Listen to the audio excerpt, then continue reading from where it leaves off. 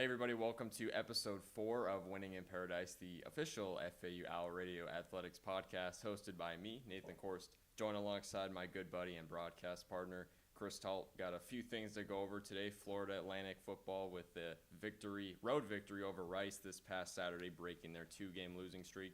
We'll look ahead to FAU versus UAB coming this Saturday.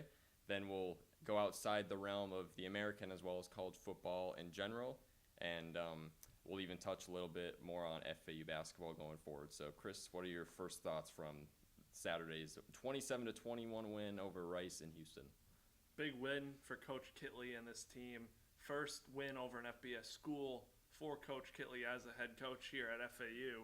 And it was a win they needed. Now they're 2-3, 1-1 in conference.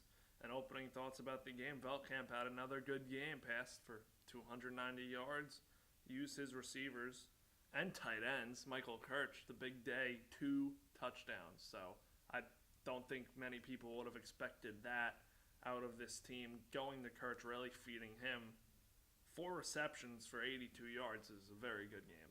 And we've talked about in the past, or at least I've mentioned it on the pod before, where if this offense can get the tight ends involved, because we know how talented and fast the receivers are. It's South Florida.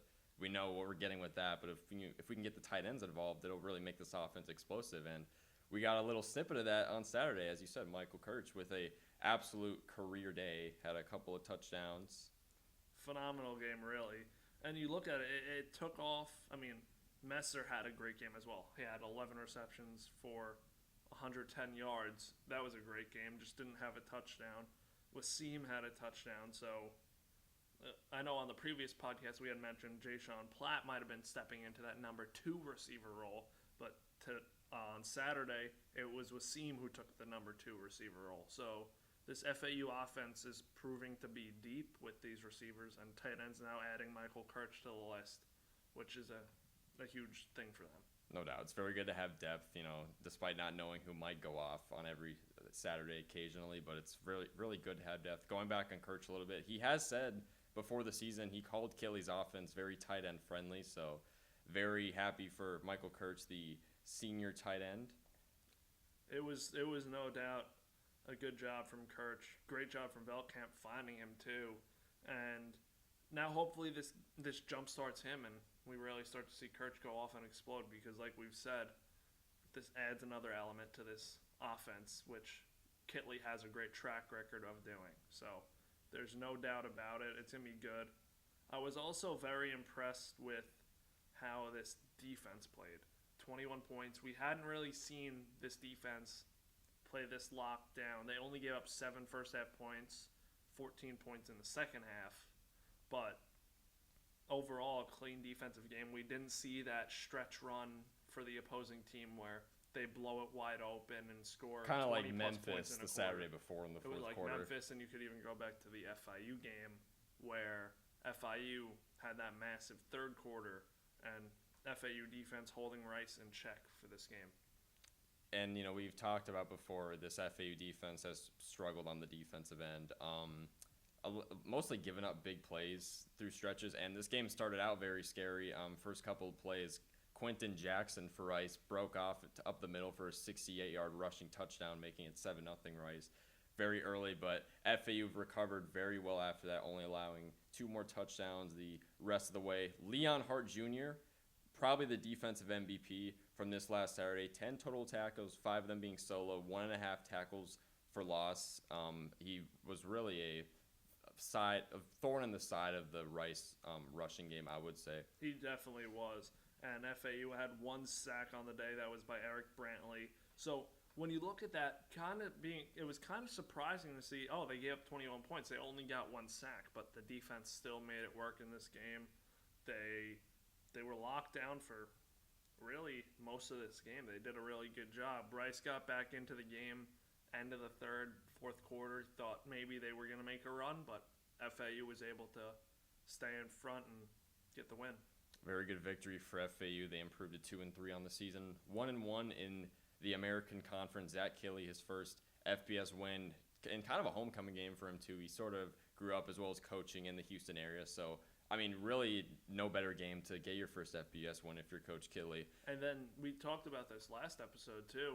this part of their schedule right here with Rice and UAB is an opportunity for them to get these couple wins here. They already got win number 1 in conference, and now go out at home coming off of a win, possibly build that momentum, and maybe get a second win in a row and have a winning record in conference play. That would be huge. That would be huge. We were talking about how the Rice game is a must-win, so they were able to conquer that. And then looking forward to FAU coming back home this Saturday as they will host the UAB Blazers, who have had a shaky start to their season under third-year head coach Trent Dilfer. First game of the season, they only won by 10 against FCS Alabama State. They also have a 2-3 record. They're coming off of a offensive disappointment from last Saturday, losing 31-13 to Army West Point. So FAU we'll see if they can contain this UAB offense. It hasn't helped, though, that the Blazers have been without star wide receiver, redshirt sophomore Corey Milliner. He's missed their last 2 games. He's been away from the team for personal reasons. He was suspended for conduct detrimental to the team. I don't think that's why, though, but he's away from the team. We don't know when he's going to come back. He could play Saturday. We don't know. I would say he's questionable, but not having Milliner definitely hasn't helped at all. And looking at this UAB team, they have lost. Coming off a loss against Army, they lost against Tennessee. They beat Akron, but they gave up 28 points to them. They give up points on the defensive side of the ball. You even look at their opening game against Alabama State. They won 52-42. So their defense struggled. And I look at this as another opportunity for this FAU offense to come out high-flying and put up a lot of points. It's going to be a shootout, although UAB did only have 13 points last week. I think that's what we should expect this upcoming week. But hopefully I could be wrong, and FAU could just be the team running down the field, and they can make it their usual track meet, which that's where they want to live. I think this is a very favorable game for FAU, but it's college football. They got to keep their foot on the gas all game, especially against UAB starting quarterback Jalen Kidna, who I was just going to mention. This is going to be a very good quarterback battle. 2 of some of the bigger quarterbacks, probably in all of the FBS. Obviously, Caden Velkamp is about 6'6", 236. And then you got redshirt senior Jalen Kidna, so he's got a little more experience than Velkamp. He's 6'5", 225. So, this is a very good quarterback matchup. Kidna played for the Florida Gators for his first couple of years. Started the final 8 games in 2024. He threw for over 2,200 yards, had 17 touchdowns. He's also the son of former NFL quarterback John Kidna. So the quarterback battle is probably going to be the biggest storyline from this game. As you said, this is definitely going to be an absolute shootout, if I may. And I think what's really going to add the difference to this game, although everybody's going to be looking at the passing, it's me what FAU can do with their trio of running backs. It's if you could run the ball, control the tempo of this game, which we know FAU is going to want to do. Yes, they're going to want to come out and pass, but I'm going to want to see these 3 running backs from FAU and Terrell, Dutton, and Sands come out and perform as well, because Sands struggled, although he only got 3 carries for 9 yards. Terrell had 20 carries for 69 yards. That's a lot of carries for a game. And then Dutton had 4 carries for 19 yards. So I think hopefully we see this offense take more full form. I want to see them pass, but I want to see them kind of keep a well-centered offense, giving Velkamp the option for them to hand the ball off in short yardage too. Definitely. I think these are fairly similar teams. Going back to the running backs, UAB's got their own kind of 2, maybe 3-headed monster at running back. You got redshirt senior Isaiah Jacobs. You got redshirt senior Javon Jackson. I think Jackson's probably going to start, but those guys will definitely split minutes. You also got a kind of running back wide receiver hybrid and true sophomore Solomon Beebe. So I think not only the wide receiver, but I think the running back battle will be very good as well. It certainly will be. It will be. Looking around some scores from last week in the American Conference, USF dominated Charlotte. Navy beat Air Force. They're undefeated out of the American. Again, they're a dark horse team. They're rolling right now. There's no doubt about it. Temple beat UTSA. That was a good win. And Memphis staying undefeated as well, beating Tulsa. Memphis is the front runner still. As we said last week, they won again. So they just got to keep pace, and they'll very well find themselves in the college football playoff later this year if they hold pace to what they're doing. Not only are they the front runner for that coveted Group of 5 bid, they also, at 6-0, become the very first team in FBS to become bowl eligible this season. So very excellent season from Memphis this season, I would still have them as the Group of 5 favorite. So there are 3 undefeated teams in the American Conference, not conference record, but overall record, and that's Navy and Memphis, as we mentioned, and also North Texas, who is 5-0. They're 1-0 in conference. They're another team to watch out for. And then the team that was the darling of college football the first 4 weeks of the year, USF, 2 ranked wins there, right behind them too at 4-1, and Tulane, who many people picked to win this conference, they're right there too. So again, it speaks to the depth of it. But if FAU is to beat UAB this week, they're going to be 2-1 and right in the mix out of those teams. You're gonna see them jump up, as currently there are only 2 teams with 2 conference wins in the American. No doubt. You got the win versus Rice. A win versus UAB would also be very well to make it a 2-game winning streak, especially because you have to go play number 24 USF in Tampa the week after that. You don't have to play North Texas. They do avoid them. We've already played Memphis. We got that game out of the way. So USF is really the only, I would say, very tough game. And they do play Navy. Navy's also very tough. Towards the back end of the year on the road. That's playing. I think playing any service academy, or at least playing any option team, whether it's Navy or Army. We saw it against Army last season in the season opener. Playing an option team is not easy, whether you're at home or away. So I think USF and Navy, as you said, are probably the 2 toughest games going forward. Obviously, you also play non-conference UConn later in the year, but overall, not a bad schedule going forward. Again, for FAU. it's right there for FAU to win the games they're supposed to win, and maybe take a game from a better team, and they could very well find themselves in a bowl position by the end of the year. No doubt. And then looking around to college football in general, we had it was another very entertaining weekend college football, and the biggest upset of the weekend, we got to talk about it. Penn State falling to UCLA, a winless UCLA at the time, at the Rose Bowl, 42-37. I mean, what were your thoughts on that game? James Franklin still can't win any game. The motto before this was James Franklin can't win the big game. And now he lost the little game, and now Penn State fell out of the rankings. Entirely from number 7. Entirely, yeah. You don't see that every day. They were preseason number 2 this year. So preseason number 2, preseason numbers 1 and 2 are both out of the rankings right now, because Texas also lost to the Gators in the Swamp, 29-21. So both of those teams drop all the way down now, 2 lost teams, and I think Texas is in a better spot still than Penn State because of the opportunities they have, but Penn State now 0-2 in Big Ten play. That basically wraps up their season from a Big Ten championship standpoint because of how many teams are there. No doubt. I mean, if you're Penn State, you have to win out, which means you have to go and beat Ohio State, including that, to even be considered in the playoff conversation anymore. So if you don't beat Ohio State, I mean, your season is over. Mm-hmm. James Franklin, we will see what happens with him, the longtime Penn State head coach. As you said, he's had a track record of not being able to win the big games, but then you go and lose a little game like that. I mean, that's just inexcusable. So I don't know. I'm not really sure how long. His leash definitely just shortened at least a pretty good chunk, but we'll see how long Franklin lasts. I want to talk about coaches on the hot seat. We know Franklin's been on that hot seat for a while now, at least from the fan perspective. But switching over to Florida, Billy Napier, it seems like every time he's on the hot seat, he wins a massive game that they're not supposed to win. And he's right off that hot seat. Florida now 2-3. I mean, you can never. The last couple of years, you can't figure out Florida. They play a brutal schedule. That's just what it is. But they still win their fair share of games. Like last year, they finished the year hot, and this could be a turning point for them now.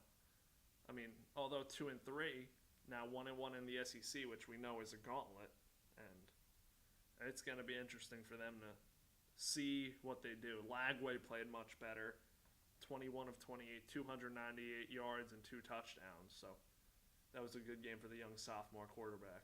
No doubt. Florida definitely starting to turn around. Penn State probably not going to make the playoffs at this point unless, as I said, they can somehow go on the road and beat Ohio State, which is not easy for any team. And then looking around at a couple other scores. Cincinnati beat Iowa State at home. Iowa State was ranked 14th. They lost 38-30. And Cincinnati 4-1, 2-0 in the Big 12. You can never figure out the Big 12. It always seems like there's a team that It's comes the out most of nowhere. Like it's it the was most unpredictable Arizona conference. State last year. They were pulled last in conference, and they went on to win the conference. So The Big that's where they 12 were. is easily the most unpredictable conference in all of college It football. is. It's the chaos conference, as people call it. Yes, You it don't know is. what you're getting. Another great game was Miami going to Doak Campbell Stadium and taking down Florida State 28-22. They held off a pretty late comeback from the Seminoles. They kind of kept themselves in the game, but Florida State falls to 3-2, and they're now 0-2 in ACC play after losing to Virginia the week prior. Yes, as a Notre Dame fan, it makes me happy to see Miami winning. I personally think Miami right now, with their schedule, they have to probably be they are the best team in college football. At least they're not ranking wise right now, but with Carson Beck proving that he is back and he's back to his former Georgia days when how good he was there. Miami is a force to be reckoned with, especially in the ACC. I think they could very well cakewalk their way to a ACC championship at the least. Other scores, ranked matchups: Alabama beat Vanderbilt, took care of them 30-14. Vanderbilt made it interesting at the beginning, putting doubt in Alabama's fan base, but Alabama's Alabama and ended up winning the game. So that was interesting. Notre Dame took care of Boise State. Texas A&M got a good win against a good Mississippi State team. So Mississippi State underrated, but Texas A&M staying to their undefeated record. College football's chaos this year. Again, there's not one clear team right now going to pull up the rankings. Right now, Ohio State's still number 1. Miami jumped Oregon to move up to 2, so Oregon's at 3. And Ole Miss is at 4. Lane Kiffin's team is undefeated at 5-0, so dominant. So very exciting weekend for college football. FAU with the 27-21 win over Rice as they look towards UAB. And then now we'll shift gears to a little bit. We talked about FAU men's basketball on the pod last week. We got Media Day coming up in a couple days. Chris and I will be in attendance for that. But let's also talk about, let's not disregard them, the FAU women's basketball team coming off of another disappointing season.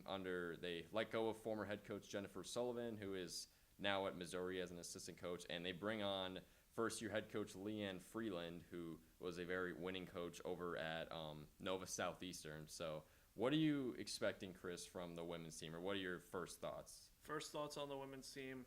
They're going to have some growing pains under Coach Freeland.